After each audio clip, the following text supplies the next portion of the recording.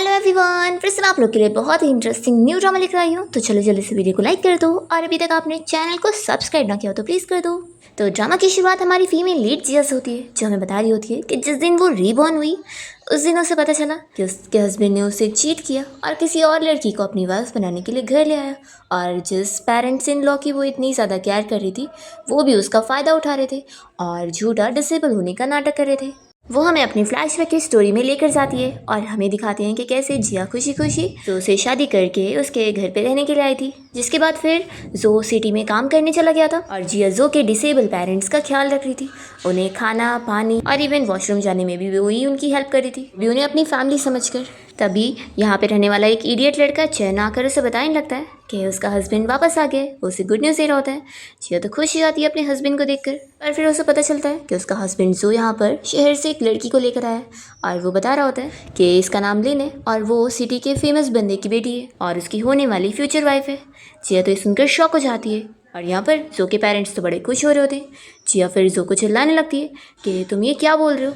तो जो कहने लगता है कि जिया देखो, मैं अब इतना फेमस एंटरप्रेनर बन चुका हूँ और तुम बस एक नॉर्मल सी विलेज गर्ल हो, तुम मेरे लायक नहीं हो, तो मैं यहाँ पर बस तुमसे अपनी शादी तोड़ने के लिए आया हूँ। और वो उसे डिवोर्स अग्रीमेंट दे रहा होता है। तो जिया शॉक हो जाती है और फिर उसे गुस्से में थप्पड़ लगाती है और चिल्लाती है कि जब मैंने तुमसे शादी करी थी तब तुम्हारे पास कुछ भी नहीं था, तो क्या तब तुम्हें पता नहीं था कि मैं एक विलेज गर्ल हूँ, जो अब तुम्हें याद आ रहा है। और मैंने इन 2 सालों में तुम्हारे पेरेंट्स का विलेज में इतना अच्छे से ख्याल रखी, और अब जब तुम रिच हो चुके हो तो तुम कह रहे हो कि तुम मुझे डिसलाइक करते हो। ऐसा बोलकर वो उसका बाल नोचने लगती है। तो जो कहता है कि तुम्हें समझ क्यों नहीं आ रहा है, पहले मेरे पास चॉइस नहीं थी, लेकिन अब मैं इतना अमीर हो गया हूँ तो तुम जैसी विलेज गर्ल मेरे लायक नहीं है। जिया को बहुत ज़्यादा गुस्सा आता है और फिर वो जो को फिर से थप्पड़ लगाती है।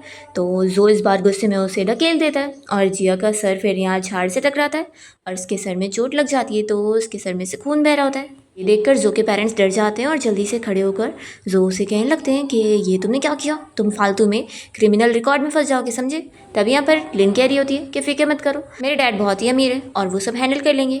जिया यहाँ पर मर रही होती है और वो ये सब देखकर शॉक होती है कि कैसे जो और उसके पेरेंट्स मिलकर उससे झूठ बोलते हुए फ़ायदा उठा रहे थे। तभी वो जो फूल लड़का है चैनू से बहुत ज़्यादा गुस्सा आ जाती है और वो जिया का बदला लेने के लिए जो को डंडे से मारने लगता है और उसके सर पे मारकर वो तो उसे मार ही डालता है।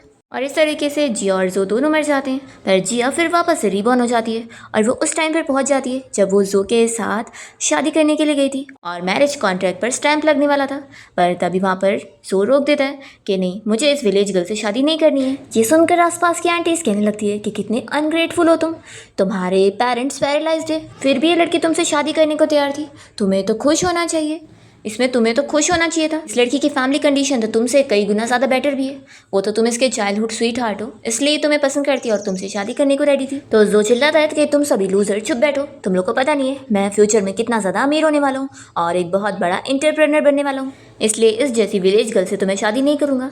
ये सुनकर सभी हंसने लग जाते हैं कि ये देखो कैसी कैसी बातें कर रहा है, लगता है हमारी विलेज का अब ये दूसरा बड़ा इडियट बनने वाला है। वो लोग उसे फूल कहने लग जाते हैं। तो फिर वो यहाँ पर कुछ आंटीज़ की पोल खोलने लगता है कि कैसे जब वो एक दिन अमीर हो जाएगा तो वही लोग उसे पैसे मांगने के लिए आएंगी, कोई अपनी मॉम के इलाज के पैसे मांगेगा तो कोई अपने बेटे के। तो ये सारे विलेजर्स गुस्सा हो जाते हैं कि तुम कैसी बातें कर रहे हो, हमें कर्ज कर रहे हो क्या। वो सभी उसे चिल्लाने लगते हैं और ये सब सुनते हुए जिया को पता लग जाता है कि यानी ये भी मेरी तरह रीबॉर्न हुआ है। तभी जिया कैची दिखाकर जो से पूछती है कि तुम श्योर हो कि तुम मुझसे शादी नहीं करना चाहते। तो वो कहता है कि हाँ, नहीं करना चाहता। तो कहती है कि लेकिन आज तो मैं शादी करके रहूँगी, और फिर वो अपने बाल को भी काट लेती है। तो ये सारी लेडीज़ उसे कहने लगती है कि तुम पागल हो गई हो, ये इतना ख़राब है और तुम इससे शादी करने के पीछे पड़ी हो। ये कहती है कि मैंने ये बोली हूँ कि मैं शादी करूँगी, ये थोड़ी ना बोली कि इससे ही करूँगी। तो फिर ये सभी पूछते हैं कि फिर आखिर तुम किससे शादी करने वाली हो। तो जिया फिर सभी में से किसी को ढूंढ रही होती है और उसे वही फूल लड़का चैन खड़ा दिखाई देता है। तो वो उससे पूछती है कि फूल बताओ, तुम मुझसे शादी करोगे कि नहीं। ये सुनकर सारे के सारे शॉक हो जाते हैं और जो भी कहने लगता है कि क्या मैंने तुम्हें अपनाया नहीं इसलिए तुम्हारा दिमाग खराब हो गया जो तुम एक फूल से शादी करने जा रही हो। जिया तो फिर भी नहीं सुनती है और वो जाकर चैन का हाथ पकड़ के यहाँ पर लेकर आती है। तो सारे अंकल आंटीज उसे कह रहे होते हैं कि अरे पूरे विलेज में इसकी फैमिली सबसे ज़्यादा गरीब है और ये लोग तो इतने अनलकी है कि इनके घर पे तो मुर्गी अंडा भी नहीं देती है। इतना ज़्यादा बैड लक चल रहा है, तो क्या फिर भी तुम इससे शादी करोगी? तो जिया कहती है कि मुझे इस सबसे कोई फ़र्क नहीं पड़ता, और फिर वो तुरंत ही मैरिज एग्रीमेंट में जो का नाम कट करते हुए चैन का नाम लिख देती है और पूछती है कि अगर तुम अभी मुझसे शादी करने के लिए हाँ बोलोगे तो मैं तुम्हारी वाइफ बन जाऊंगी। तो चैन बोल नहीं पा रहा होता है। ये देख कर जो कहता है कि देखा, एक फूल भी तुमसे शादी करने को तैयार नहीं है। तभी यहाँ पर चैन तो तुरंत ही हाँ बोल देता है कि मैं तुमसे शादी करने के लिए रेडी हूँ, और फिर वो अपने दांत से उंगली काट कर फिंगरप्रिंट भी लगा देता है। फिर जीएस मैरिज एग्रीमेंट पे स्टैंप लगाने के लिए दे रही होती है। तो जो स्टाफ अंकल है वो भी उसे यही कह रहे होते हैं कि देखो तुम अभी इम्पल्सिवनेस में ये चीज़ कर रही हो, तो पहले अपने पेरेंट्स से पूछ लो। तो जिया कहती है कि मेरे पास पूरा फ्रीडम है, तो मैं आपसे बता रही हूँ ना, मैं श्योर हूँ कि मुझे चैन से शादी करनी है। फिर वो स्टैंप लगा देते हैं और इसे मैरिज एग्रीमेंट दे देते हैं।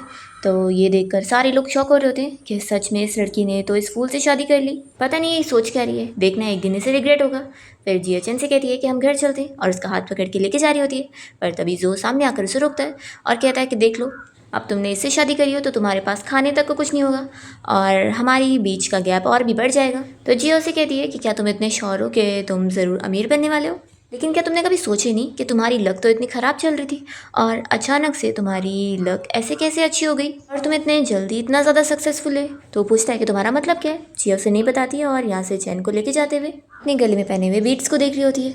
और फिर हमें फ्लैशबैक में दिखाते हैं कि कैसे जब वो छोटी थी तो एक मॉन्क ने उसे इस बारे में बताए थे कि वो बहुत ज़्यादा लकी है, वो फ्यूचर में जिस भी बंदे से शादी करेगी वो बहुत ज़्यादा लकी हो जाएगा और बहुत ज़्यादा तरक्की पाएगा।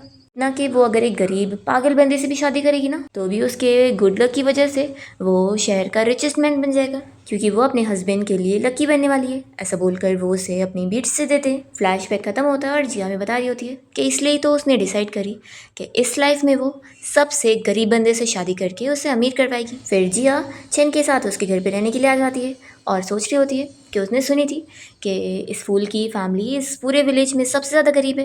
फिर वो उन लोग की हालत भी देख रही होती है कि कैसे वॉल भी टूटी हुई है, ऊपर से इसके पास जितने भी कपड़े हैं वो सब फटे फुटे। तभी इतने में यहाँ पर चैन अपनी मॉम को बुलाता है और कहने लगता है कि मॉम देखो, ये मेरी वाइफ है। फिर जिया चैन की मॉम को मॉम कहकर बुला रही होती है। तो चैन की मॉम कहती है कि मुझे पता लगा कि क्या हुआ है, इसलिए तुम मेरे साथ अभी विलेज चीफ के पास चलो। तो जिया कहती है कि आखिर क्यों? तो चैन की मॉम कह रही होती है कि अभी ज़्यादा देर नहीं हुई है, क्या पता तुम लोग का मैरिज एग्रीमेंट कैंसिल हो सके। देखो मेरा बेटा तो फूल है और ये तुम्हारे लायक का नहीं है, तुम तो कितनी अच्छी लड़की लगती हो। तो जिया फिर चैन की मॉम से कह रही होती है कि मॉम मैंने चैन से शादी करने का डिसीजन अच्छे से सोच समझ के ली हूँ। वो हमें बताती है कि कैसे पिछली लाइफ में जब वो अपने पेरेंट्स इन लॉ का ख्याल रखा करती थी तो पूरा दिन काम में बिजी हुआ करती थी, और उसमें भी कभी कभार चैन उसकी हेल्प किया कर देता था, वो भी चुपके से और चले जाया करता था।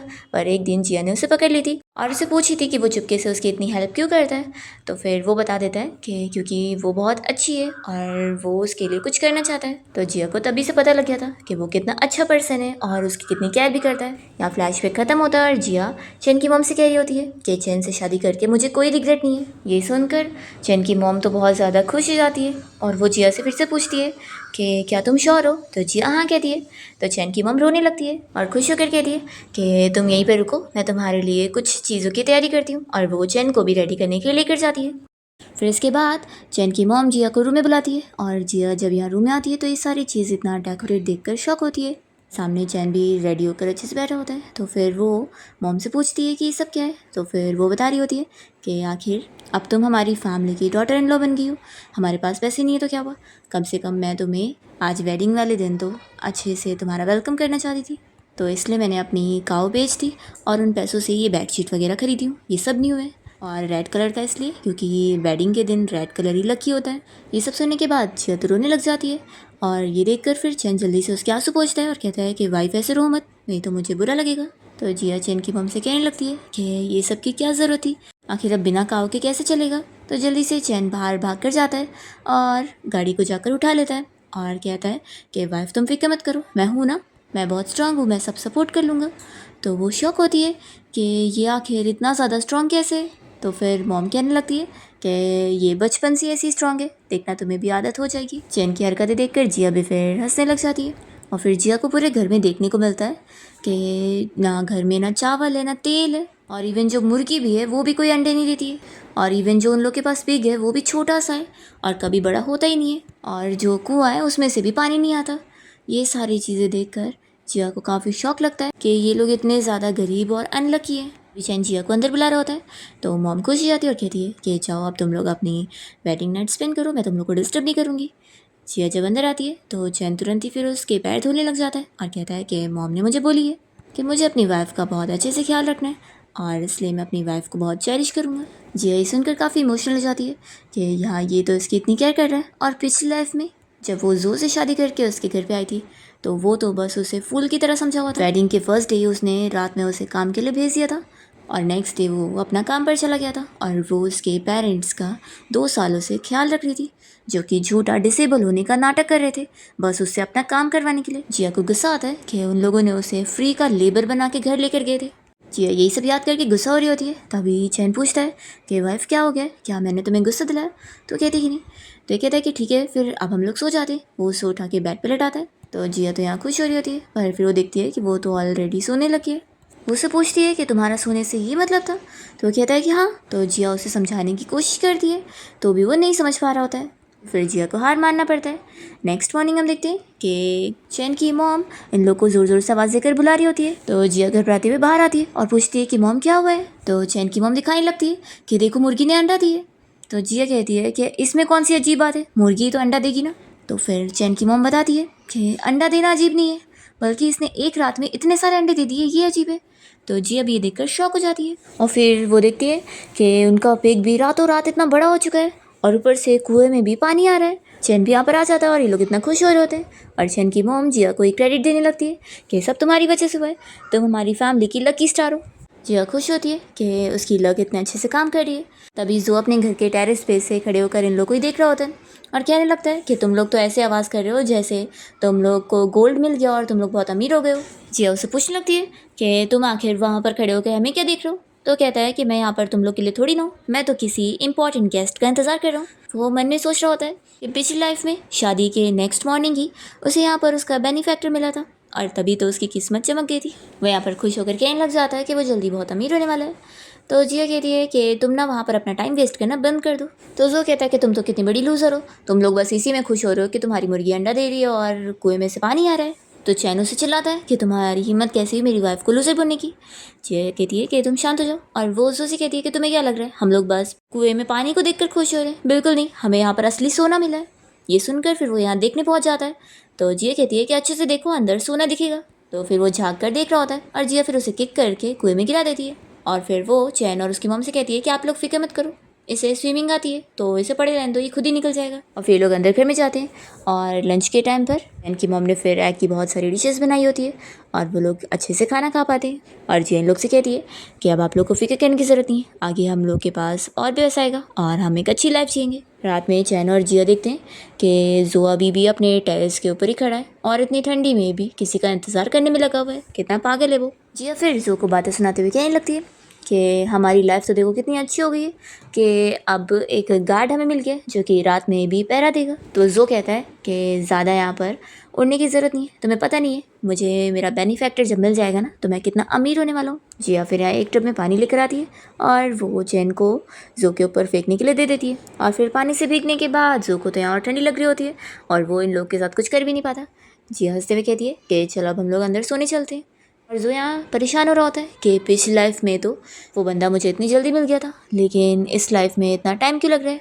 फिर चैन वापस से जिया के पैर वॉश करने के लिए एक टब पानी ला रहा होता है और तभी वो अपने ऊपर गिराते हुए आता है। तो जिया फिर उसे ऐसे देखती रह जाती है और फिर वो उसे कहती है कि देखो मेरी हार्ट बीट इतनी तेज़ हो गई है। वो जानबूझ के बस चैन को अपने क्लोज करना चाह रही होती है पर चैन तो समझता है कि बीमार हो गई वो, तो इसलिए वो तुरंत ही डॉक्टर बुलाने चला जाता है और ये शौक होती है कि वो उसके कोई भी हिंट समझ ही नहीं पा रहा है। फिर जब चैन की मॉम यहाँ आई होती है तो वो पूछने लगती है कि चैन कहाँ गया। तो जिया फिर उन्हें सब बताती है। तो ये सुनने के बाद तो चैन की मॉम भी हंसने लग जाती है और कहती है कि वो असल में इतना ज़्यादा बुद्धू है कि उसे इस बारे में कुछ पता ही नहीं है, तुम फिक्र मत करो, मैं कल उसे इस बारे में बात करूँगी। और फिर मॉम हंसते हुए बाहर चली जाती है। मॉर्निंग में जैसे जिया की नींद खुलती है तो उसके सामने उसकी मॉम खड़ी होती है। तो वो शॉक होती है कि मॉम आप यहाँ पर क्या कर रही हैं। तो उसकी मॉम कहती है कि आप जल्दी से ड्रेसअप होकर बाहर आओ, तुम्हारे डैड और भाई बाहर तुम्हारा इंतज़ार कर रहे हैं। फिर जिया बाहर जब आती है तो वो अपने डैड से बात करने की कोजिश करती है तो वो चिल्लाते हैं कि मुझे डैड मत बोलो, मेरे पास तुम जैसी अनरीज़नेबल बेटी नहीं है। जिया का भाई भी उससे पूछने लगता है कि उसने आखिर ऐसे फूल से क्यों शादी कर ली है जिसकी फैमिली भी इतनी ज़्यादा गरीब है। तो चैन की मॉम कहने लगती है कि माना हमारी फैमिली बहुत गरीब है, लेकिन हम लोग जिया का बहुत अच्छे से ख्याल रखेंगे और इसे कोई कमी नहीं महसूस करने देंगे। तो जिया के डैड चिल्ला रहे होते हैं कि देख लो तुम लोग कितने ज़्यादा गरीब हो, तुम्हारे घर की हालत भी इतनी ख़राब है, तुम लोग के पास खाने तक को पैसे नहीं है और ऊपर से इतना कर्जा भी है, तो तुम लोग कहाँ ही मेरी बेटी को सपोर्ट कर पाओगे। वो फिर जिया के भाई से कहते हैं कि इसे बांध के भी लेके चलना पड़े तो लेके चलो। तो जल्दी से चैन की मॉम यहाँ पर इन लोग को रोकने लगती है और कहती है कि ऐसा मत करो, पर जिया के डैड नहीं मान रहे होते। तो वो उनसे कहती है कि अब मेरी शादी हो चुकी है और अगर आप मुझे यहाँ से लेकर भी जाएंगे तो कोई और तो दोबारा मुझसे शादी नहीं करेगा। तो उसके डैड कहते हैं कि किसी को तुम नहीं चाहिए होगी तो क्या हमें भी नहीं चाहिए हो, हम तुम्हारा ज़िंदगी भर ख्याल रख लेंगे, तुम हमारी बेटी हो। जिया की मॉम भी उसे ये समझा रही होती है कि पहले तुम जब उसे शादी करना चाहती थी तो भी हम लोग नहीं मान रहे थे, क्योंकि उसके मॉम डैड पैरालाइज थे और तुम्हें ज़िंदगी भर उनका ख्याल रखना पड़ता, लेकिन तुम्हारे ज़िद पर हम मान तो गए थे, पर अब तुमने इतने गरीब फैमिली में शादी कर लियो तो सारा बर्डन अकेले तुम्हारे ऊपर ही आ गया है, तुम ये सब कैसे हैंडल कर पाओगी, और तुम्हारा हस्बैंड ऊपर से फूल है, तो आखिर तुम्हारी आगे की लाइफ कितनी ज़्यादा मुश्किल वाली होगी, तुम समझ नहीं रही हो। जिया के डैड और भाई भी उसे ये कह रहे होते हैं कि वो उसे यहाँ सफ़र करते हुए नहीं देख पाएंगे। तभी इतने में चैन घर पे आया होता है और वो उन्हें जल्दी से रोकने लग जाता है और कहता है कि जब तक मैं यहाँ पर हूँ मैं अपनी वाइफ को बिल्कुल भी सफ़र नहीं करने दूंगा, आप फिक्र मत करो। तभी जिया चैन के हाथ में और बॉडी पे बहुत सारी चोट देख लेती है और चिल्लाने लगती है कि ये सारी तुम्हें चोट कैसे आई। वो रोने लग जाती है तो तुरंत ही उसके आंसू पोंछता है और कहता है कि वाइफ रो मत, मैं ठीक हूँ, मैं तो बस तुम्हारे लिए मेडिसिन लाने गया था, तुम बीमार थी ना तो तुम्हें ठीक करने के लिए मैंने मेडिसिन लेकर आ गया हूँ, मैंने सुना था कि वो हब्स माउंटेन पर मिलेंगे तो मैं उसी को ही ढूंढने गया था। जिया फिर उसे चिल्लाने लगती है कि दूसरे तुम्हें जो कुछ बोलेंगे तुम उन सब पे बिलीव करोगे, तुमने ये सब के चक्कर में अपनी लाइफ को खतरे में डाले, अगर तुम्हें कुछ हो जाता तो तुम मर जाते तो कहता है कि तुम रो मत, मैं मर जाऊंगा चलेगा, लेकिन तुम नहीं रोनी चाहिए और तुम्हें कुछ नहीं होना चाहिए। तो यहाँ पर चैन की बातें सुनकर जिया की मॉम तो काफ़ी शॉक होती है और फिर सूजी यहाँ चैन को नील डाउन होने बोलती है और उसका हाथ पकड़ के अपने मॉम डैड से कहने लगती है कि माना कि चैन की फैमिली बहुत गरीब है, लेकिन वो लोग उसकी सच में बहुत ज़्यादा केयर करते हैं, इसलिए वो अपने मॉम डैड को एक मौका देने बोल रही होती है और कह रही होती है कि मॉम डैड आप लोग बस मुझे और चैन को 1 महीने का टाइम दो, मैं आप लोग को दिखाऊंगी चैन कैसे इस पूरे विलेज का रिचेस्ट मैन बन जाएगा, और आप लोग को मैं ज़रूर प्रूव करूँगी कि आपकी बेटी ने बिल्कुल सही करी है चैन से शादी करके। तो जिया की मॉम उसके डैड को मनाने लगती है कि बच्चे इतने सिंसियर है तो इन्हें थोड़ा टाइम दे दो। तो डैड मान जाते हैं कि क्योंकि ये लड़का तुम्हारे लिए सिंसियर लगता है इसलिए मैं तुम लोग को 1 महीना देने को तैयार हूँ, अगर 1 महीने बाद भी इसकी पूरी फैमिली की ऐसी हालत रही तो फिर तुम्हें डैड की बात सुननी पड़ेगी और यहाँ से चलना होगा। तो मान जाती है और फिर यहाँ पर उसकी पूरी फैमिली चले जाते हैं। फिर चैन उन सारी घास को लेकर आता है और कहने लगता है कि वाइफ इसे खाओ, ये हर्ब्स है, इससे तुम ठीक हो जाओगी। तो कहती है कि सच में तुम कितने बड़े स्टूपिड हो, ये सब जंगली घास है। और फिर वो उसे समझाने लगती है कि अगर मैं सच की भी बीमार होती तो तुम ऐसे अपनी जान को रिस्क पे नहीं डाल सकते हो। तो चैन कहता है कि तुम्हारे लिए मुझे अपना खून भी देना पड़ जाए ना, मैं वो भी देने को तैयार हूँ। तो कहती है कि अब बस भी करो, और फिर वो अपने आंसू पोंछती है और कहती है कि इस मैटर को मैं ऐसे ही नहीं छोड़ सकती हूँ, उन लोगों को सबक सिखाना पड़ेगा जिसने तुम्हें बुली करे। तो जल्दी से चैन की मॉम जिया को रोक रही होती है और समझाने लगती है कि जाने दो, उन लोगों का हम लोग कुछ नहीं बिगाड़ सकते, हम बस मामूली से ऑर्फन माँ बेटा है और हमें उनसे कोई पंगे लेना सही नहीं रहेगा। तो जिया कहती है कि दोबारा आप अपने आप को ऐसा मत बोलो कि आप ऑर्फन और विडो, अब मैं यहाँ पर आ गई हूँ और मैं हूँ अब आप लोग को प्रोटेक्ट करने के लिए। और फिर जिया बकेट में रखा हुआ गंदा पानी उठाकर लेकर जाती है और वो 2 बंदे यहाँ पर चैन का ही मजाक उड़ा रहे होते हैं कि वो फूल कितना बड़ा इडियट है, हमने उसे झूठ बोले कि वो सब हब्स है और वो जंगली घास को ही हब्स समझ के लेकर गया। तभी इतने में जिया कर इन लोग के ऊपर वो गंदा पानी फेंक देती है और उन्हें चिल्लाती है कि ये सब वो डिजर्व करते हैं। यहाँ पर फिर भीड़ जमा हो जाती है और जिया इन दोनों की पोल खोलने लगती है कि वो लोग कितने ज़्यादा ख़राब है, उन्हें पता था कि चैन एक फूल है और वो लोग जो भी उसे बोलेंगे वो सीरियसली मान लेगा। तो उन लोगों ने उसे माउंटेन पर भेज दिए जंगली घास को हब्स बताकर। वो उन लोग को चिल्ला कर कहती है कि तुम लोग सिर्फ शेमलेस नहीं हो बल्कि इतने ज़्यादा ख़राब हो। फिर यहाँ पर और भी लोग जिया का ही साथ देते हुए उन दोनों को चिल्लाने लगते हैं कि तुम लोग कितने ख़राब हो। और फिर जिया सभी से कहने लगती है कि आप सभी इन दोनों के चेहरे अच्छे से देख लो, इन दोनों की एज से ही पता लग रहा है कि इनकी शादी की उम्र हो गई है, लेकिन अब आप सभी को इनकी असलियत पता लग गई है ना, तो कोई भी अपनी बेटी की शादी इनसे मत करवाना, नहीं तो ये आपकी बेटी की भी लाइफ ख़राब कर देंगे। फिर ये मोटा बंदा तो जिया के ऊपर गुस्सा होकर उससे मारने आ रहा होता है, तो गुस्से में चैन आकर उसे एक हाथ से उठा लेता है और उसे चिल्लाता है कि मेरी वाइफ को तुम परेशान नहीं कर सकते। तो बंदा डर के उससे माफ़ी मांगता है कि वो दोबारा ऐसा नहीं करेगा और फिर चैन उसे नीचे फेंक देता है। फिर जिया इन लोग को समझाने लगती है कि अगर दोबारा किसी ने भी मेरे मैन को परेशान किया तो मैं उसे छोड़ूंगी नहीं। इस बार तो सिर्फ गंदा पानी था, अगली बार तो मैं क्या फेंकूंगी मैं भी नहीं जानती। और फिर जिया इन लोग को सबक सिखाकर चैन से कहती है कि चलो अब हम लोग घर चलते हैं। फिर ये लोग जा ही रहे होते हैं, तभी ये दोनों बंदे यहाँ पर चैन की मम से कहने लगते हैं, कह रहे अपनी इस डॉटर इन लॉ से बच के रहना, ये तो कितनी ज़्यादा तेज़ है, देखना एक दिन ये तुम्हें भी मारेगी। तो फिर पब्लिक भी इस बारे में बातें करने लगते हैं कि हाँ बात तो सही है, ये लड़की तो आते के साथ ही इतना झगड़ा कर रही है, तो लगता तो नहीं कि इनके आगे के दिन शांति भरे होंगे। और फिर ये मोटू भी कहने लग जाता है कि फूल देख मेरी बात समझ, पक्का इस लड़की की शादी नहीं हो रही होगी, इसलिए ये तेरे जैसे फूल से शादी करने को मान गई, देखना ये तो एक दिन तुम लोग का घर भी लूट कर चली जाएगी। तो फिर चैन की मम को गुस्सा आता है और वो इस बंदे को मार के चिल्लाती है कि दोबारा मेरी डॉटर इन लॉ के बारे में ये सारी गॉसिपिंग मत करना। मेरी डॉटर इन लॉ बहुत ज़्यादा अच्छी है, जिसने आज तक ये परवाह नहीं करी हमारी फैमिली इतनी गरीब है और मेरा बेटा एक स्टूपिड है, वो फिर भी हमारी फैमिली में इतने अच्छे से रह रही है, इसलिए अब वो मेरी डॉटर इन लॉ नहीं बल्कि मेरी डॉटर की तरह है और मैं उसे पूरा स्पॉइल करूँगी। तुम लोग कौन होते हो बोलने वाले? और हाँ माना हमारी फैमिली गरीब है, लेकिन दोबारा तुम लोगों ने कुछ भी ऐसे बोलने की कोशिश करी तो मैं तुम लोग से बहुत फाइट करूँगी। तो इन लोग का मुंह बंद हो जाता है और जी अभी ये देखकर बहुत ज़्यादा खुश होती है। फिर वो कहती है कि मॉम चलो हम लोग घर चलते हैं, और फिर ये तीनों अपना साथ में चले जाते हैं और ये मोटू आदमी फिर सारी भीड़ ख़त्म कर रहा होता है। तभी हम देखते हैं कि कोई पर्सन जिया को पीछे से जाते हुए देख रहे होते हैं। नेक्स्ट सीन हम देखते हैं कि जिया को याद आ रहा होता है कि उसने अपने डैड से 1 महीने का टाइम ली थी, लेकिन इतने दिन हो गए कुछ हुआ नहीं, तो वो सोचती है कि उसका लक्की चार्म कुछ काम क्यों नहीं कर रहा है। तभी इतने में चैन की मॉम अंदर से आती है और गुड न्यूज़ बताने लगती है कि उन्हें इन जंगली घास के अंदर से एक बहुत ही कीमती मेडिसिनल प्लांट जिनसंग मिला है। ये देखकर जिया भी खुश हो जाती है और फिर वो चैन से पूछने लगती है कि तुम इसे कहाँ से लेकर आए हो। तो कहता है कि मुझे भी नहीं पता, मैं तो बस अभी ग्रास को कलेक्ट कर रहा था और ये भी आ गया। जिया कहती है कि सच में तुम तो फूलों के भी इतने लकी हो। तो चैन की मम कहने लगती है कि लकी तुम हो हमारे लिए, तुम्हारे यहाँ पर आने से पहले मैं और मेरा बेटा कितने बैड लक में रह रहे थे, हर चीज़ हमारे साथ बुरी हो रही थी, ना मुर्गी अंडे देती ना हमें खाने को कुछ मिलता, लेकिन देखो तुम्हारे आने के बाद सब कुछ इतना बदल गया, मुर्गी अचानक से अंडे दे रही है, हमारे कुएं में पानी आ गया, इवन हमारा पिग भी इतना बड़ा हो गया, और ऊपर से चैन ने मामूली घास में इतना कीमती मेडिसिनल प्लांट ले आया। इतनी सारी अच्छी चीज़ें सिर्फ तुम्हारी वजह से हुई है, तुम लकी हो। तो जिया कहती है कि मॉम ये तो अभी कुछ भी नहीं है, अभी तो हमारे अच्छे दिन आने वाले हैं। फिर मॉम कह रही होती है कि मैं कल ही मार्केट जाऊँगी और इसे जाकर अच्छे प्राइस में बेचूँगी। तो जिया पूछती है कि कितना मिल जाएगा। तो फिर मॉम बता रही होती है कि कम से कम 100 से 200 तक में तो मिल ही जाएगा। तभी चैन कहता है कि क्या ऐसी बात है, तो फिर मैं और ऐसे मेडिसिन प्लांट ढूंढ के ले आता हूँ। तो जिया उसे रोकती है और कहती है कि ये प्लांट इतना कीमती है कैसे मिलेगा नहीं, तो रहने दो। फिर मॉम अंदर से एक कपड़ा लाती है इस जिनसंग प्लांट को अच्छे से रखने के लिए। तो ये देखकर जिया पूछती है कि क्या इसे आपने बनाई हो, इसकी क्वालिटी तो सच में मार्केट में जो मिलता है उससे भी कई गुना ज़्यादा अच्छी है। तो मॉम कहने लगती है कि अरे मैंने तो ये कैजुअली सिल दी थी, मार्केट से तुम कैसे कंपैरिजन कर सकती हो, और देखो जो चैन ने कपड़ा पहना है वो भी मैंने सिली हूँ। तो जिया तो फिर चैन के कपड़े देखकर और इम्प्रेस होती है कि मॉम आपकी स्किल तो कितनी अच्छी है। वो फिर कहती है कि कल आप इस जिनसंग प्लांट को लेकर जाना और इसके बदले में पैसे नहीं बल्कि फैब्रिक खरीद के लाना। तो मॉम शॉक होती है कि इतने सारे पैसों से फैब्रिक खरीदना है, तुम क्या करोगी। तो जिया कहती है कि ऐसे फिर हम लोग बहुत सारे पैसे कमाएंगे, आप बस मेरी बात सुनो।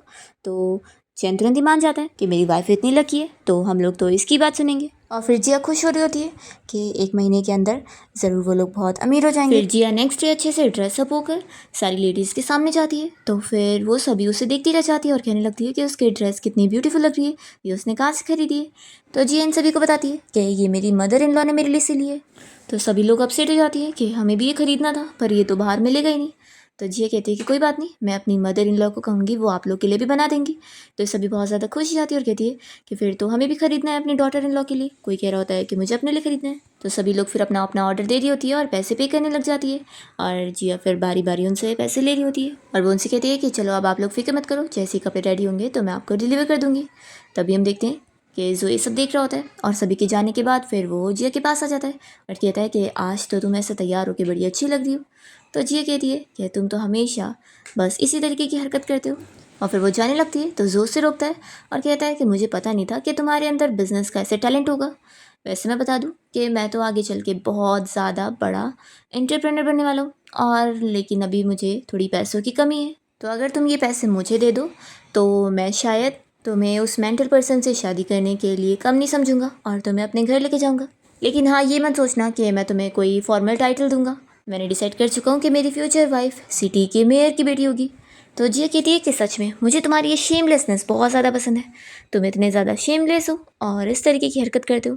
तुम्हारे मॉम डैड के पास लगता है कुछ है नहीं, बस तुम ही बचे हो। तो जो चिल्लाता है कि इतना उड़ने की ज़रूरत नहीं है, देखना मैं एक दिन बहुत ही अमीर हो जाऊंगा ना तो तुम खुद नेल डाउन करके मुझसे माफ़ी मांगने आओगी। तो जिया कहती है कि वो तो तुम अब अपने सपने में ही अमीर होगे, और ये बोलकर वो चली जाती है। और फिर वो जाते हो बस यही सोच रही होती है कि अब इस लाइफ में तुम बस गरीबी में सड़ने वाले हो और देखने वाले हो कि मैं कैसे तुम्हारी सामने अमीर होंगी। तो जो बस पीछे से उसे चिल्ला ही रहा होता है कि तुम अपने आप को समझ क्या रही हो, देखना एक दिन बहुत अमीर होने के बाद मैं तुम्हें सबक सिखाऊंगा। फिर वो सोचता है कि वैसे जो इसने ड्रेस पहनी थी, ये वाला ड्रेस पैटर्न तो काफ़ी सालों बाद इंट्रोड्यूस हुआ था, तो आखिर इसने अभी से कैसे पहन ली।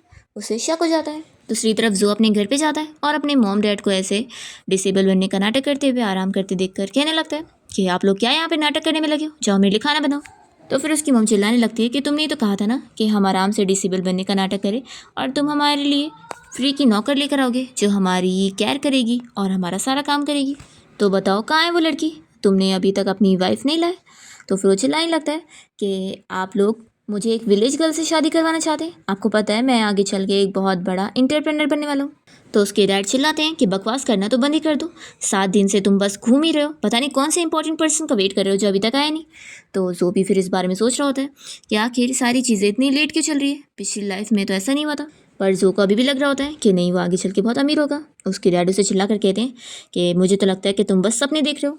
तब यहाँ पर जो की मम तो कहने लगती है कि मुझे लग रहा है कि वो लड़की जिया ही बहुत ज़्यादा लकी थी।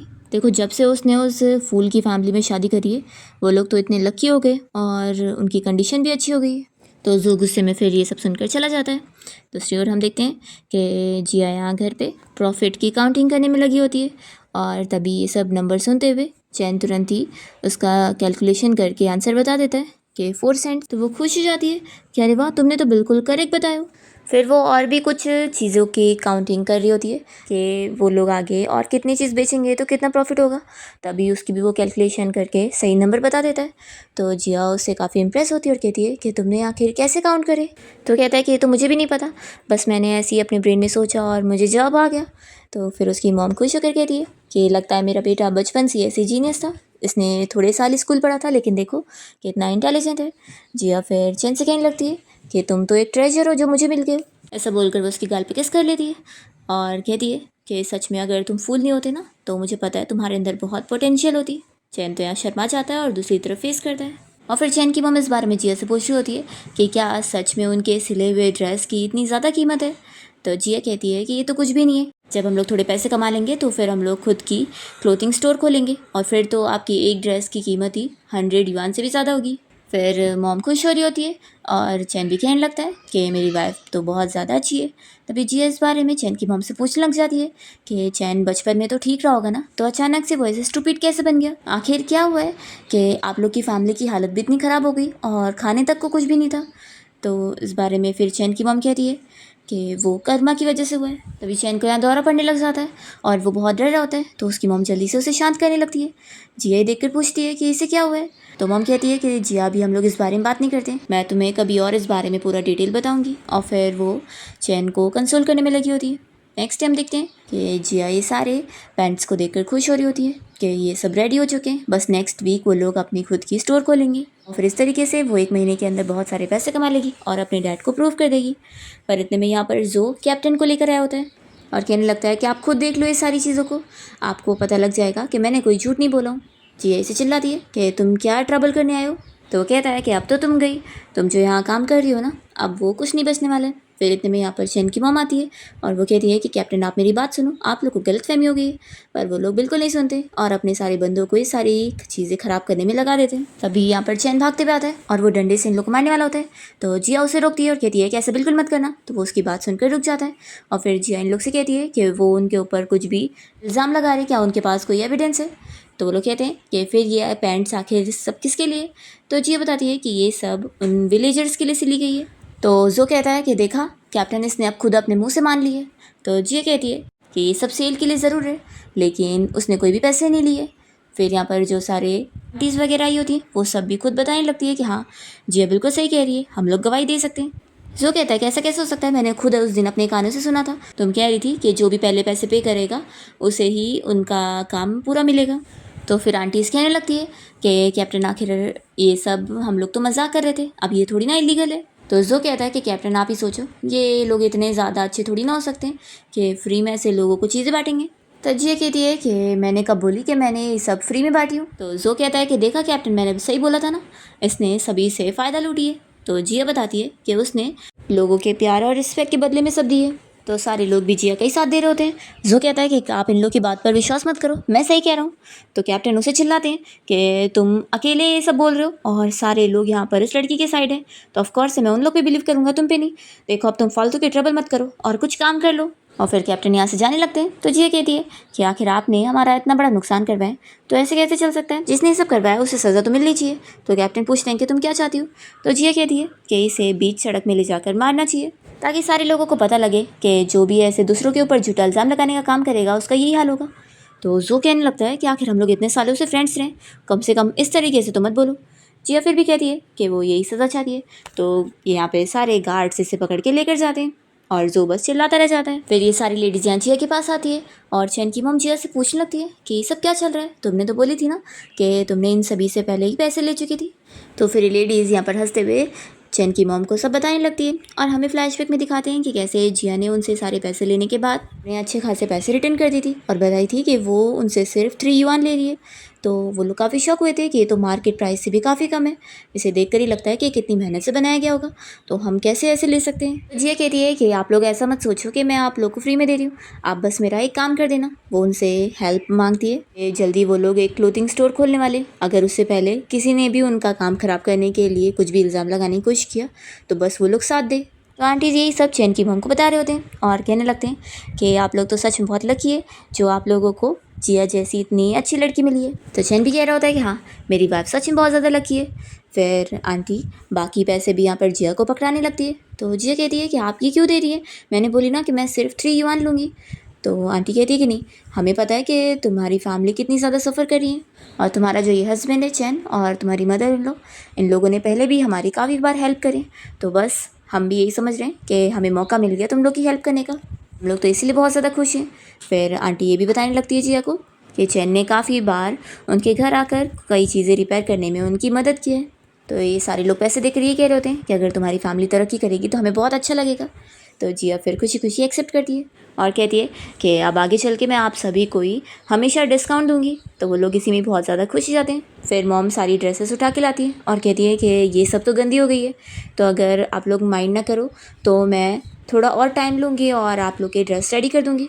तो फिर वो लोग कहते हैं कि नहीं नहीं, ये कोई इतनी गंदी नहीं है, हम लोग धुल कर पहन लेंगे, तो आपने इतनी मेहनत से सिले तो हमें ये चलेगा। और फिर वो सभी ले लेती है। तो ऐसे फिर जिया को भी बहुत खुशी मिलती है। फिर रात में जिया जब घर में आती है तो यहाँ पर मोमो से बताने लगती है कि उन्होंने आज उसके लिए स्पेशली चिकन बनाई है। और फिर जिया विंडो खोलना चाह रही होती है तो मोमो से मना करती है कि नहीं नहीं, बाहर बहुत ठंडी है और चिकन की स्मेल बाहर चली जाएगी। तो जिया कहती है कि क्या हो गया, तो भी वो विंडो बंद करती है और कहती है कि मुझे ठंडी लग रही है। फिर ये लोग खाना खाने बैठते हैं और चैन की मॉम जिया को अच्छे से चिकन सर्व करने लग जाती है। तो जिया टेस्ट करके कहती है कि बहुत अच्छा बना है। तो चैन कह रहा होता है कि मैं भी टेस्ट करता हूँ, मैं पहली बार चिकन खाने जा रहा हूँ। तो जिया को ये चीज़ काफ़ी शॉकिंग लगती है कि उन लोगों ने आज तक कभी मीट नहीं खाया। तो फिर मॉम बताती है कि हमारी फैमिली बहुत ज़्यादा गरीब रही है ना, तो जो मीट फ्री में मिलता था उससे हम बांट के दूसरी चीज़ लेते थे। तो जिया देखती है कि घर में तो कोई एक्स्ट्रा चीज़ भी नहीं है, तो वो सोचने पड़ जाती है कि आखिर इन लोग की इतनी ख़राब कंडीशन कैसे रही है। फिर वो चैन की मॉम को बताती है कि कल वो सिटी जाकर एक शॉप रेंट पे लेने वाली है और फिर वो लोग अब खुद का स्टोर ओपन करेंगे। तो मॉम काफ़ी खुश होती है कि हम खुद का स्टोर ओपन करके बॉस बनेंगे। तो जिया कहती है क्या, और वो मैं सोच रही होती है कि पिछली लाइफ में जो ने बिल्कुल ऐसे ही किया था, उसे किसी रिच पर्सन की वजह से ये आइडिया मिला था और उसने ही उसकी हेल्प किया था, तो जो का काम बढ़ गया था और वो सिटी में इतने बड़े स्टोर का बॉस बन गया था। जिया सोचती है कि इस लाइफ में मैं अपने खुद के लिए सब करूँगी। मॉम कह रही होती है कि इसमें मैं तुम्हें फुल सपोर्ट करने वाली हूँ और चैन भी कह रहा होता है कि हाँ वाइफ, मैं तुम्हें प्रोटेक्ट करने का काम करूँगा। फिर नेक्स्ट डे दोनों जब वॉक करते हुए जा रहे होते हैं तो चैन तो यहाँ जिया को धूप से भी बचा रहा होता है। तो कहती है कि तुम अपनी वाइफ को इतना अच्छा से ट्रीट करना कैसे सीख गए। तो कहता है कि मॉम ने बस बोली थी कि वाइफ का अच्छे से ख्याल रखना है, तो मैं अपनी वाइफ को ऐसे धूप में बंद होने तो नहीं दे सकता ना। जिया खुश होती है कि ये फूल हो के भी इतना ज़्यादा केयरिंग है, बस इसे रिलेशनशिप बनाने के बारे में बिल्कुल आइडिया नहीं है, ये सिर्फ मेरे देखने के लायक है लेकिन यूज़ करने के नहीं। तभी जिया पीछे देखने लगती है तो वो पर्सन छुप जाता है और वो चैन से कहती है कि तुम्हें ऐसा नहीं लगता कि कोई तो है जो अक्सर हमें फॉलो करता रहता है। चैन कहता है कि मुझे नहीं पता। जिया फिर उसके साथ आगे जाती है। फिर हम देखते हैं जो को, जो कि रास्ते में यहीं बैठा होता है। तो उसकी मॉम उसे पानी पिलाने के लिए आती है और कहती है कि तुम कब तक उस पर्सन का इंतज़ार करते रहोगे, यहाँ पर कोई नहीं आता वो दिख रहा है। फिर जिया को यहाँ से जाते हुए जो देख लेता है और उसे बातें सुनाने की कोशिश करता है। तो जिया कहती है कि तुम तो वही डॉग हो जो कि इंसान को देखते के साथ ही भूखने लग जाते हैं। तो जो की मॉम चिल्लाने लगती है कि तुम किसे डॉग बोल रही हो। तो जिया कहती है कि सच में तुम्हारी पूरी फैमिली करप्ट है। मैंने तो सुनी थी कि तुम्हारे मॉम डैड पैरालाइज्ड थे, पर देखो लगता है ये लोग बस नाटक कर रहे थे ताकि तुम्हारी जो वाइफ है वो आकर इनका फ्री लेबर वाला काम करे, है ना।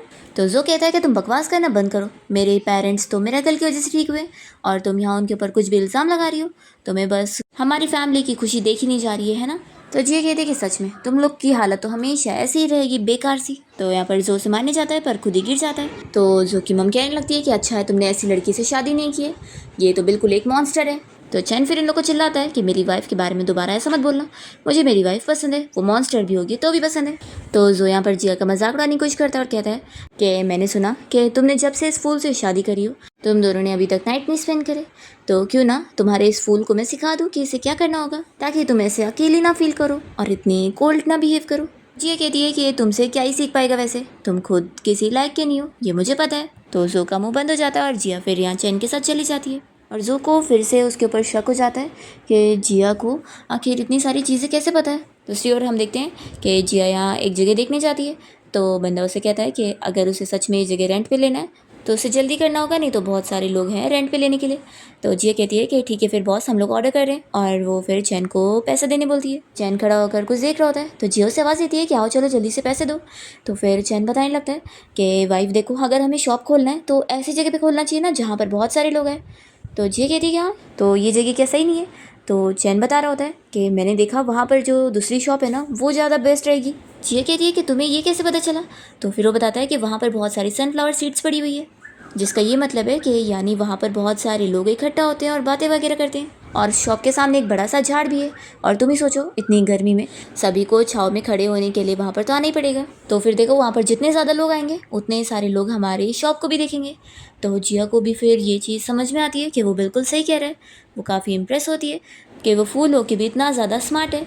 वो फिर उसकी तारीफ़ कर देती है। तो चैन कहता है कि इतना भी नहीं।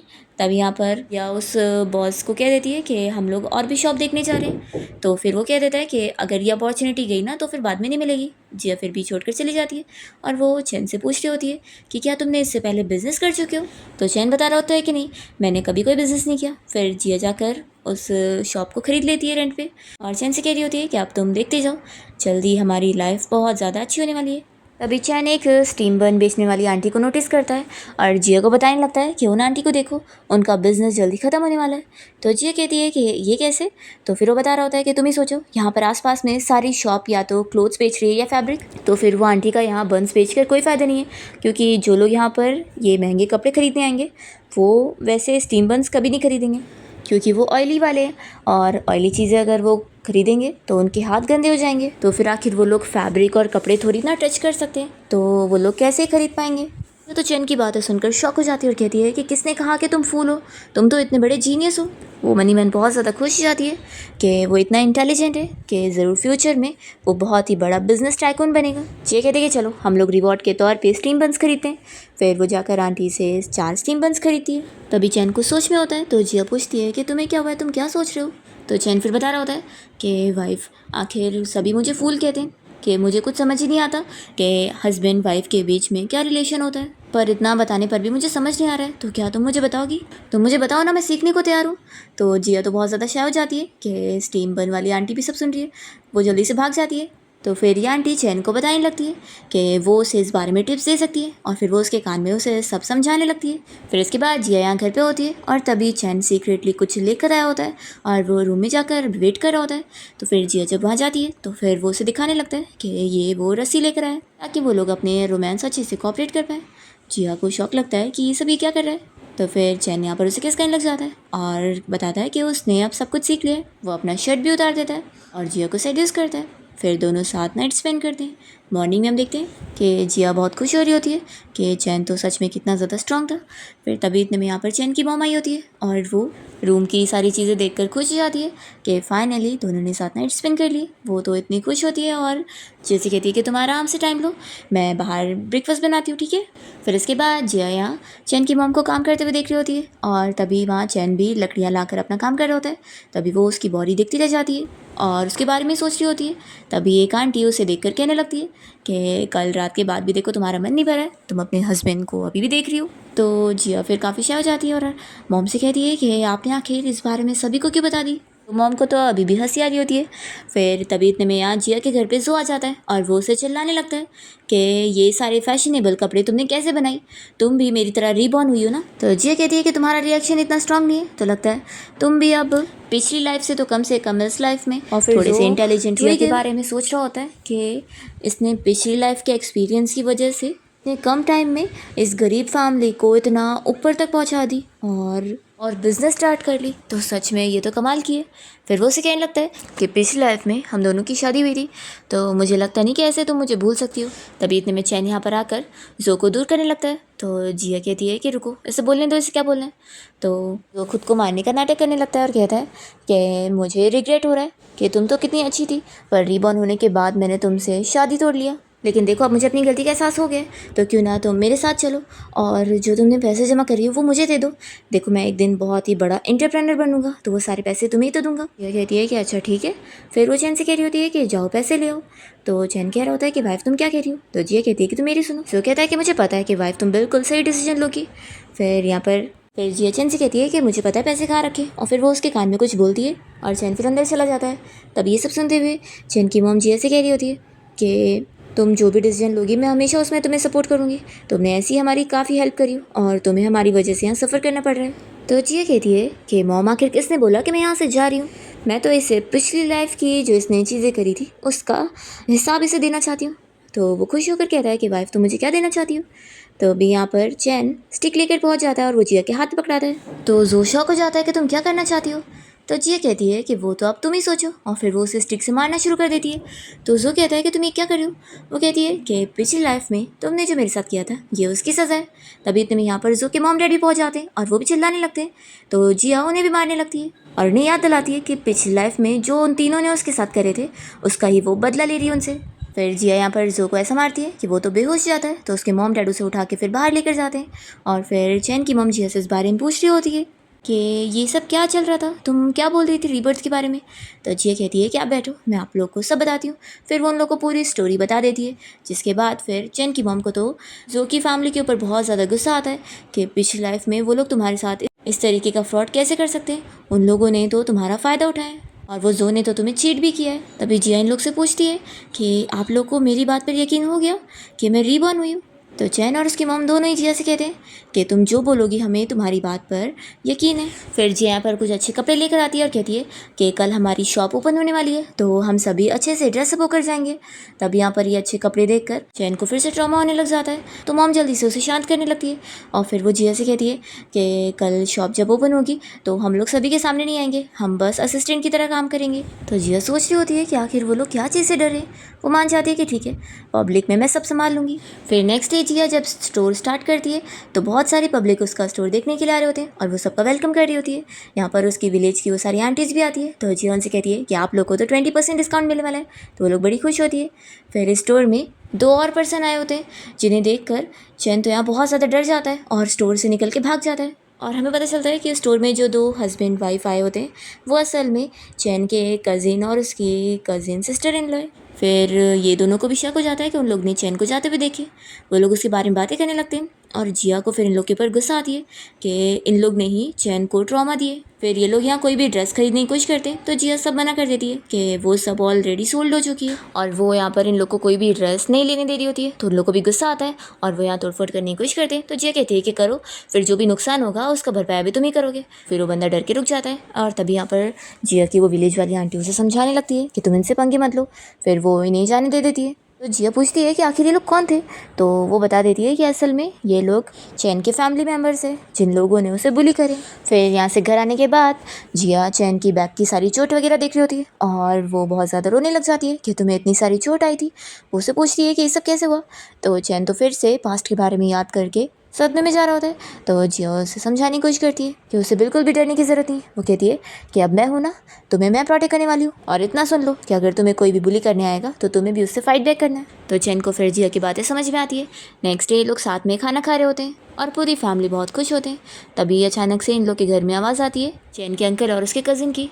तो उनकी आवाज़ सुनकर ही वो बहुत ज़्यादा डर जाता है और जल्दी से अंदर जाकर छुप जाता है। वो लोग जब यहाँ घर में घुसते हैं तो चैन की फैमिली की इतनी अच्छी कंडीशन देखकर सारी चीज़ें तोड़ फोड़ करना चाह रहे होते हैं। तभी जल्दी से जिया आकर उन्हें डराने लगती है कि अगर उन लोगों ने कोई भी चीज़ ख़राब करने की कोशिश करे तो फिर वो उन्हें मारेगी। तभी चैन की मॉम जिया को रोकने लग जाती है कि वो जो करना चाहते हैं उन्हें करने दे। तो जिया कहती है कि आप ये सब क्या बोल रही हैं, ये लोग आपको ऐसे कैसे बुली कर सकते हैं। तो फिर अंकल चिल्लाने लगते हैं कि तुम क्या रूल्स भूल गई हो, तुम आखिर हो कौन। जिया को बातें सुना देते हैं। तो चैन की मॉम को गुस्सा आता है और वो उसे चिल्लाती है कि इतने सालों तक वो उन्हें बुली करते हैं और उन माँ बेटे को परेशान करते हैं तो वो सह रही थी, लेकिन अगर वो उनकी डॉटर इन लॉ को परेशान करेंगे तो वो ये नहीं सहेंगी। तो वो लोग हंसने लग जाते हैं और कहते हैं कि इसको देखो कितनी ज़्यादा उड़ रही है, लगता है भूल गई है कि इन दोनों ने क्या करे। तो फिर यहाँ पर चैन की मॉम ये एडमिट कर लेती है कि हाँ मैं बहुत ज़्यादा शेमलेस हूँ और इतनी ख़राब हूँ, मैंने ही चैन के डैड को मारी हूँ। तो बस अब ये ख़त्म हुआ है मैटर, लेकिन इसका ये मतलब नहीं है कि इसी चीज़ को लेकर तुम हम लोग को बुली करते रहोगे। तो फिर चैन के अंकल ज़ोर ज़ोर से सब बताने लगते हैं कि तुमने कैसे मेरे भाई को मारी हो। वो अपने भाई की मौत का ब्लेम चैन और उसकी मॉम पे लगा रहे होते हैं कि उनकी वजह से ही वो डूब कर मर गए, और वो उन्हें ब्लेम कर रहे होते हैं कि वो लोग ऐसे ही सफ़र करने के ही लायक है। तो जिया कहने लगती है कि हाँ बिल्कुल सही कह रहे हैं। तो फिर वो अंकल लोग और हंस रहे होते हैं और कह रहे होते हैं कि देख लो तुम्हारी डॉटर इन लॉ भी ये कह रही है। तभी जिया उन्हें थप्पड़ लगाती है और कहती है कि आप मेरी मदर इन लॉ और मेरे हस्बैंड के बारे में झूठी रूमर्स फैलाना बंद कर दो। आपने उनके ऊपर यही झूठा इल्ज़ाम लगाते हुए उन्हें इतने सालों से बुली किया है और अब मैं ये सब और नहीं सहूँगी। तो ये अंकल यहाँ पर जिया को शेमलेस बोलते हुए और तोड़फोड़ करना चाह रहे होते हैं। तो चैन बहुत ज़्यादा गुस्सा होता है और वो डंडा उठा लेता है उन्हें मारने के लिए। और तभी यहाँ पर इन लोग की हेल्प करने के लिए जिया के डैड और भाई कुछ लोगों को लेकर पहुँच जाते हैं और इन सभी को यहाँ से घर से निकाल देते हैं। फिर जिया अपने डैड और भाई को कह रही होती है कि वो लोग अचानक से यहाँ पर, तो वो लोग कहते हैं कि तुम यहाँ बुली हो रही थी और तुमने हमें बताई भी नहीं। तो जिया कहती है कि मुझे लगा था कि आप लोग मुझसे गुस्सा होंगे और मुझे अपनी फैमिली की बेटी नहीं मानेंगे। तो मम कह रही होती है कि आखिर हम लोग तुम्हें ऐसे कैसे सफ़र करने दे सकते हैं। फिर उसके डैड भी कहने लगते हैं कि इतने टाइम हो गया और तुम हमसे मिलने भी नहीं आई, लगता है तुमने अपनी मदर इन लॉ को ही अपनी मॉम मान ली हो। तो जिया कहती है कि क्या अब आप लोग मान गए।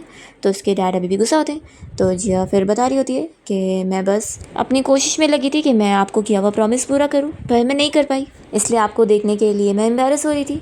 तो फिर जिया की मॉम उसे समझाने लगती है कि तुम्हारे डैड जितने गुस्से वाले दिखते हैं ना उतने हैं नहीं, पता ही हर दिन तुम्हारी फिक्र करते थे और रोज़ तुम्हें देखने भी जाते थे। उन्हें डर था कि कोई तुम्हें बुली ना करे, पर उन्हें देखकर अच्छा लगा कि तुम तो हर दिन इस फैमिली के साथ कितनी खुश थी। इस फूल ने तो सच में तुम्हें कितने अच्छे से ट्रीट किया, हमें ये देखकर बहुत अच्छा लगा। तो जिया फिर उनसे कहती है कि हर दिन, फिर वो समझ जाती है और पूछती है कि यानी मुझे जो लगता था कि कोई मेरा पीछा कर रहा है तो डैड वो आप ही थे। फिर फ्लैशबैक में हमें दिखाते हैं कि कैसे जिया के डैड हमेशा उसे देखने आया करते थे और वो लोग बहुत ज़्यादा खुश हुए थे कि जिया अपनी लाइफ में इतनी खुश है और वो तो इतनी स्ट्रांग भी बन चुकी है कि अपने लिए लड़ना भी जानती है। यहाँ पर फिर वो लोग चैन को भी एक्सेप्ट कर लेते हैं। तो चैन बहुत ज़्यादा खुश होता है और जिया के मॉम डैड को मॉम डैड कहकर बुला रहा होता है। जिया की मॉम भी यहाँ पर चैन की तारीफ़ करती है कि ये कोई फूल नहीं है बल्कि बहुत अच्छा लड़का है, और जिया का भाई भी यहाँ पर फिर चैन से हाथ मिलाना चाह रहा होता है। जिया फिर ये सब देखकर बहुत ज़्यादा खुश होती है। फिर रात में जब चैन की मॉम स्टिचेस का काम कर रही होती है तो जिया उनसे बात करने आती है। फिर मॉम उसे रोते हुए पास्ट की सारी चीज़ें बताने लगती है कि उनकी गलती की वजह से ही चैन के डैड मर गए थे। वो उसे बताती है कि कैसे उनकी मॉम बहुत ज़्यादा बीमार थी तो वो रात को अपनी मॉम से मिलने के लिए चली गई थी और काफ़ी देर हो गया था तो वो घर नहीं आई थी। तो चैन के डैड को उनकी फ़िक्र हुई और वो उन्हें चैन को साथ लेकर ढूंढने के लिए निकल गए थे, और तभी चैन पानी में गिर गया था और वो डूबने वाला था। तो उसके डैड उसे बचाने चले गए थे। उन्होंने चैन को तो बचा लिया था पर डूबने की वजह से उनकी मौत हो गई।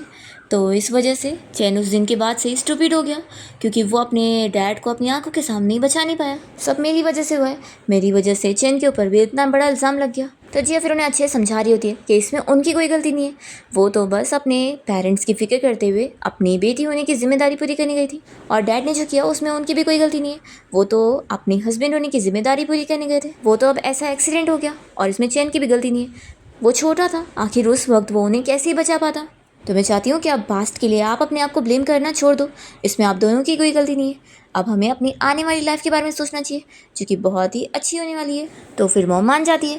फिर नेक्स्ट टाइम देखते हैं कि जिया को इस बारे में पता चलता है कि उनकी जहाँ स्टोर है, स्टोर के सामने ही जो ने अपनी स्टोर खोल लिया है और अब इसलिए उनका बिजनेस खराब हो रहा है। फिर यहाँ पर जो से कहता है कि तुम्हें क्या लगता है कि तुम रिबॉर्न हुई हो तो मुझसे आगे पहुँच जाओगी? बिल्कुल नहीं।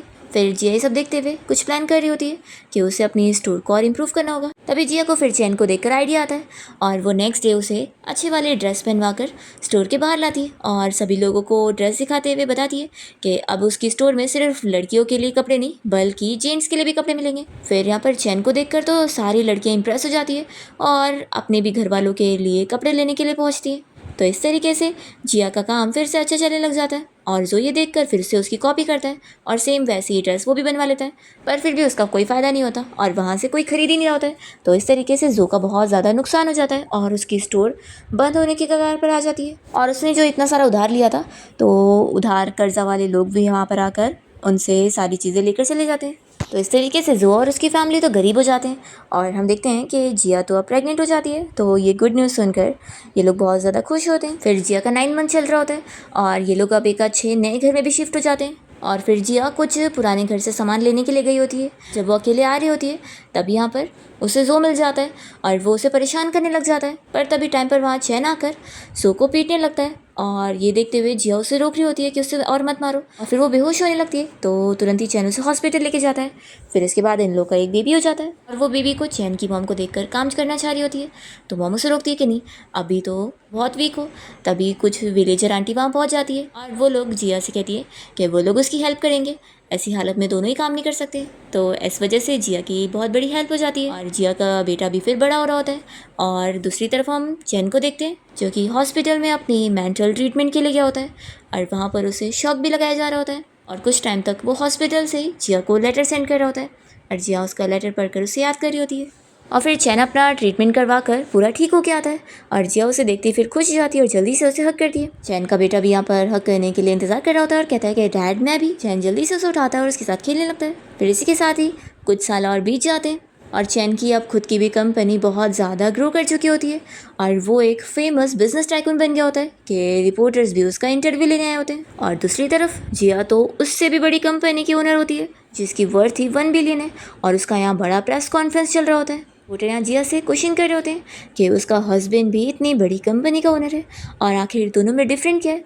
तो जिया बता रही होती है कि हम दोनों में ही अलग अलग कैपेबिलिटीज़ हैं और मेरे हस्बैंड ने भी अपनी मेहनत से अपना खुद का कंपनी ग्रो किया है और हम दोनों ही इक्वल हैं, हम दोनों में से कोई भी ज़्यादा कम नहीं है। और फिर चैन यहाँ जिया को प्रेस कॉन्फ्रेंस के बाद पिक करने आ जाता है और सारे रिपोर्टर्स फिर उन दोनों को हाईलाइट कर रहे होते हैं। दोनों साथ में यहाँ से घर जाने के लिए निकलते हैं और इसी के साथ इस ड्रामा की हैप्पी एंडिंग हो जाती है।